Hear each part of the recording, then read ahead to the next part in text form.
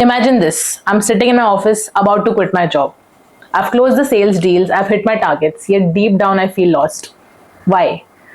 Because the pressure, the toxic environment, and the guilt that I have used manipulation, I've manipulated my clients to close the sales deals was eating me alive. And that's when I knew that I couldn't take it anymore. Hello everyone, welcome back to my channel. My name is Sonali, and today I'm going to talk about one of the hardest decisions that I've ever made: quitting my first sales job. Now, this isn't just my story.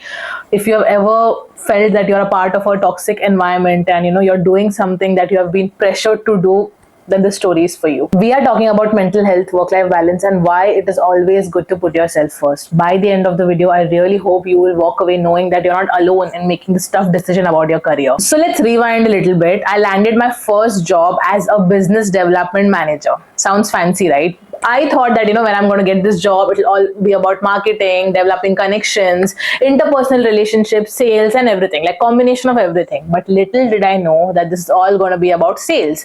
Now, see, sales is not a bad thing, okay? People are good at it. People have that skill set. And even I know that to some extent I had that skill set. I could talk to people, I could build a connection with them, I could convince them.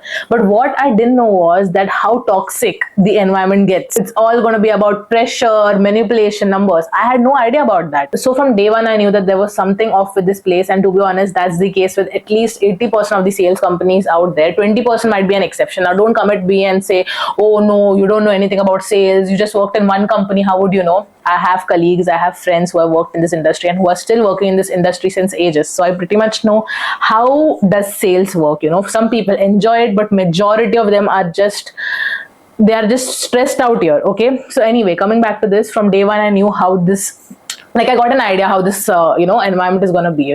The work culture was toxic. There was no work-life balance. People were expected to work 24/7, especially on weekends, because weekends are the time you can call clients, you can talk to them, etc., etc., right? So that's the logic, which is understandable.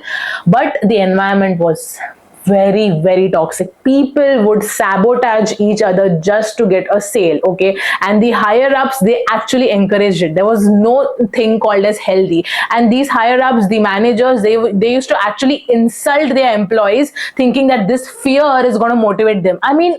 Now I know you're going to tell me that's how corporate work life is, but no, sorry, I refuse to be a part of that, man. But here is the ugly truth: the sales tactics, okay? We as employees were encouraged to target students and working professionals from smaller cities and with low income backgrounds, people who don't have jobs or whoever are struggling to find jobs. So we had to connect with them and we had to tell them, that we have these courses, which will help build up your career. And once you do these courses, we are going to guarantee you job placements, okay? On paper, it looked amazing. It looked like, we are helping them build their careers, etc., etc. But in reality, we were encouraged to prey on their insecurities and dreams. We were encouraged to sell them dreams, promising a high-paying job once the courses are done. But in reality, these students were getting unpaid internships with this assurance that once these internships are complete, they are going to get a good job. But then later on, what they used to do is that, they used to not give them these jobs and, say that, oh, you didn't pass the interview, the interviewer didn't find you skilled enough, etc., etc. Or in some cases, even if they got the jobs, they were not like, a good paying job. It was way less than what they had invested, and they were told to take up loans because obviously, these courses were worth lakhs. So, they couldn't afford that. And they were given this assurance that, once they get placement, they can easily repay the loan. But sadly, most of them did not get a good placement. That was heartbreaking. The sad part is that this realization hit me after I made my first sale. The client, he called me telling that he couldn't access these courses. It's been 2 weeks since he has enrolled and the faculty, they aren't responding. That's when I realized what blunder I have made. This guy, he comes from a low income background. He does not have a father. His mom is the only financial maker of the family and he has taken a loan. And faculty, nobody is responding. And that guilt, okay, that realization that I've unintentionally contributed to manipulation, I felt sick to my stomach, okay? How on earth could I continue selling something that was this bad, this awful. I tried to discuss these things with my colleague and they tried to brush it out. They were like, this is how the industry works. You've got your sale and just move on to the next target. And I was like, how am I supposed to move on? And they were like, oh, stop being emotional, stop being so empathetic.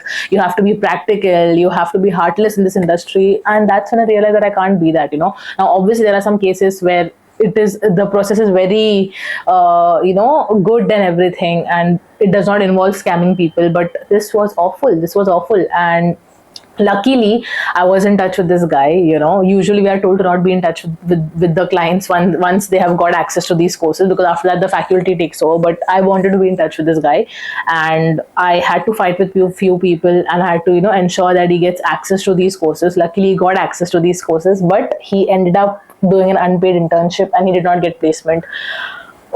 But the good thing is that I was in touch with him, and I ensured that I keep sending him some good job openings wherever I could get, and he got a good job. But that does not justify what I did. Even though it was unintentional, I have done something bad. Till this day I feel bad. Till this day I couldn't recover from that. And after this incident also, my manager kept on telling me, oh, do more sales, get more clients, target more people. And I was like, how on earth am I supposed to do that? And I finally quit. And oh my god, guys, the day I quit, I felt like this heavy weight was lifted off my chest. I mean, that instant relief I felt was so good. It was so amazing. I mean, I still remember I went that day alone to a restaurant and I ate biryani because I felt that good. And a lot of people told me that, oh Sonali, you're being so stupid, you're being an emotional fool. But for me, I feel it's the best choice I ever made. I mean, okay, some people can thrive in that environment, they can grow. I mean, good for them, no judgment. But for me, no, I can't trade my integrity for a paycheck. And obviously, I couldn't keep that commission also. I mean, if that commission would have been like, with my hard work, my dedication, and by not scamming somebody, I would have proudly kept it. I would have flexed it, and I would have told the world that, see, this is my first commission, my first mehnat ka kamai. But to be honest, that didn't feel like a mehnat ka kamai. So I gave it back to the guy. And again, that does not justify my action. I mean, I should have thought better. Even though I was encouraged to do that, I should have thought better. I should have known better. But yeah, let the bygones be bygones, because I learned a lot from that incident, Now I know some of you guys might be thinking, Sonali, not everybody has the luxury to quit. I understand that. I come from a middle class background and I know how important it is to contribute to a household, okay? But here the situation was about your health and your well-being. And in such cases, it's better to quit, And if it is something which you think, you can't quit without a backup, start reaching out to people, start saving up, and only quit when you have a good backup option or a good job opportunity. But for me, I couldn't take it anymore, so I had to quit without a backup. Now it's totally on you whether you want to quit with or without a backup, because at the end, your health and happiness is worth the effort, right? So that was my story, and I know it was not an easy decision to quit, but looking back, I know that I made the right choice. And if you are in a similar crossroad, and if your gut is telling you to leave, listen. But if needed, do have a right strategy in place, and remember, your health is wealth and your peace of mind is more important. But before you go, I would love to hear your thoughts. Have you ever felt like quitting your job because of the toxic environment or because of the work pressure? Let me know in the comments so that it can be helpful for others also. And yes, if you loved this video, please do like, share, comment, and subscribe to my channel so that I can make more real talk videos like that. And if you're not following me on Instagram, please do follow me there. I post a lot of real talk, relatable acting skits there, and I'm pretty sure you're gonna love it. So please do follow me there. So that was about it for today's video. Thanks for watching. See you all next time. Bye bye.